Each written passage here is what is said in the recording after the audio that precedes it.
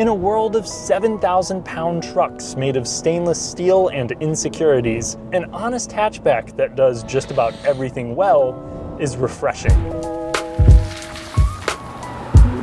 Outside of middling fuel economy, the Subaru Impreza is a hard commuter compact to fault. In 2024, it was redesigned and improved in several meaningful ways without really changing the recipe at all. Though, sadly, they sunsetted the manual transmission and the sedan variant.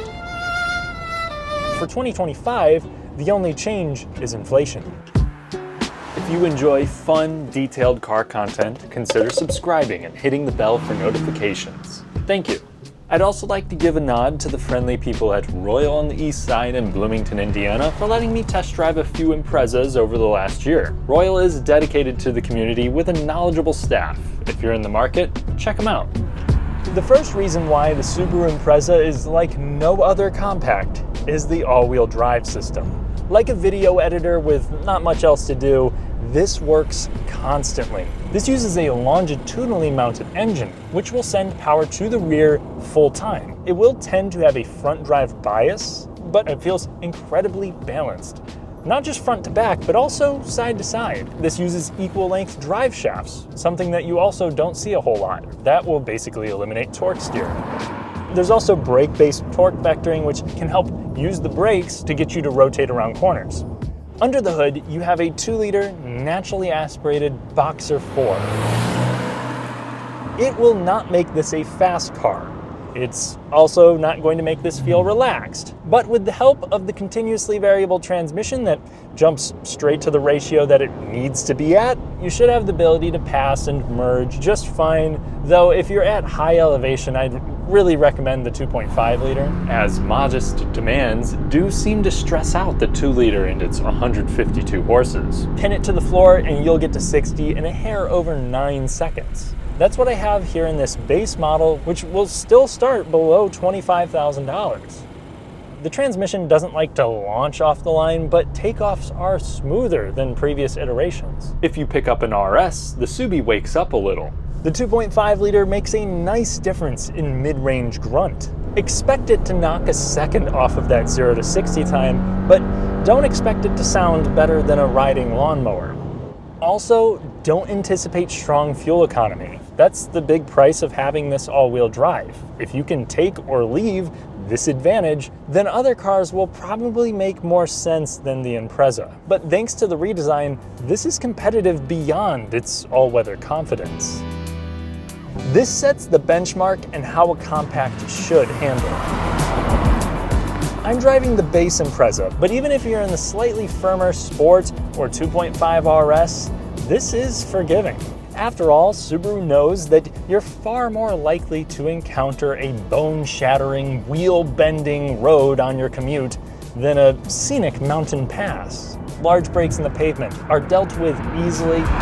It smooths out light imperfections pretty well, and it's even comfortable down to the seats. While they're not the best the brand has to offer, for a compact, they're well-shaped, they're pretty supportive. I might want a little bit more for my thighs, but they should be good for a long journey, and if you load up a 2.5 RS, you can get adjustable lumbar. The main priority of the suspension is to be compliant, so it does kind of waft over undulations.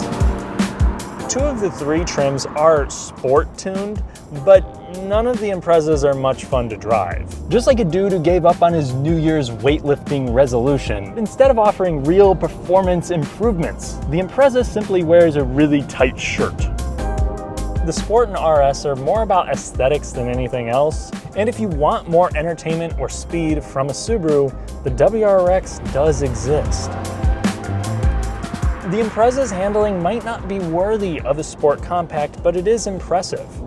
This is always sure-footed no matter what the road surface looks like. There is also a low center of gravity, so they can keep the suspension pretty soft without giving you excessive body roll. There is definitely still some motion here. The brakes are strong and responsive.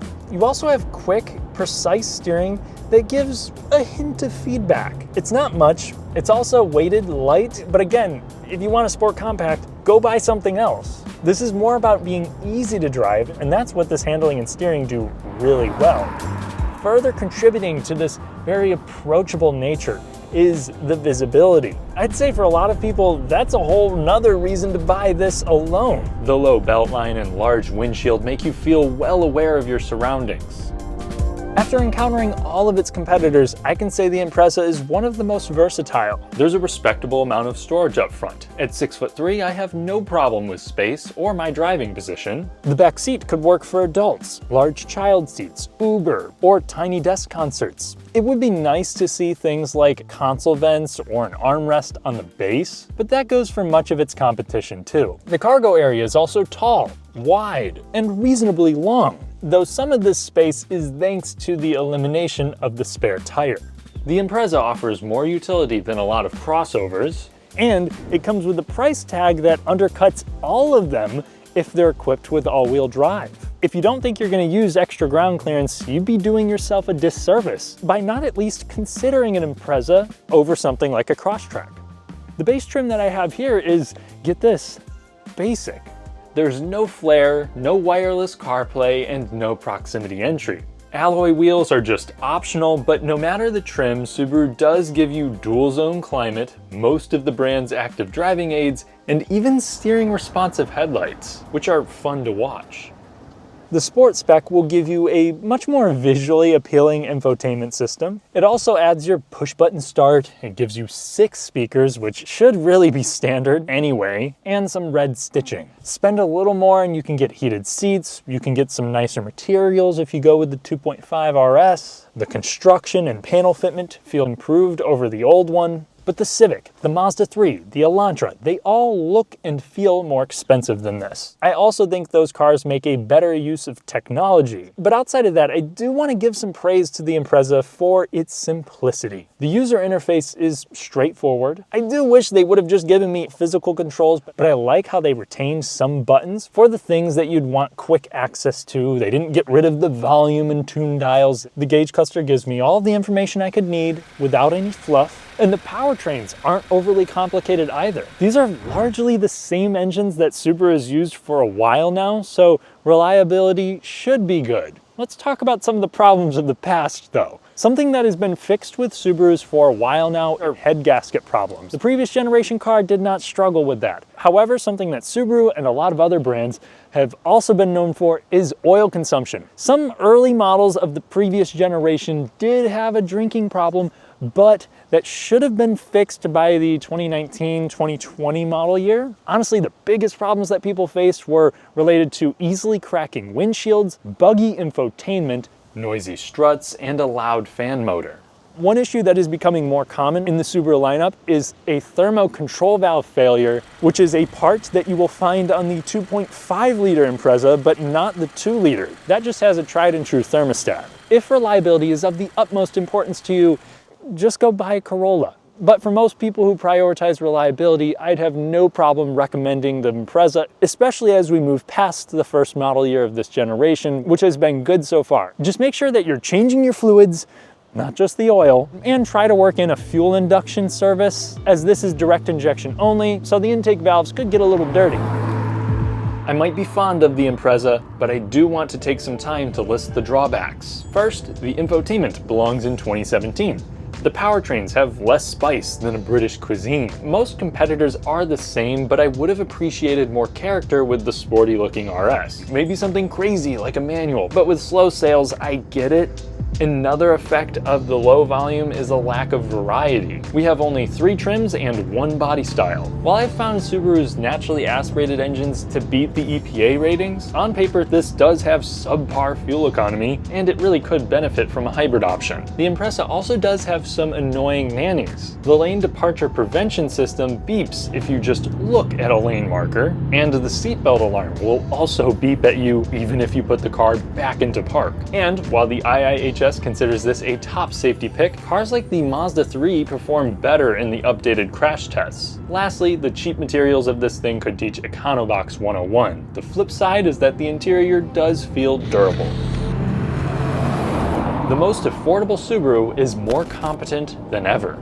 But there's no ignoring it. With the Legacy joining the stars soon, the Impreza is not safe.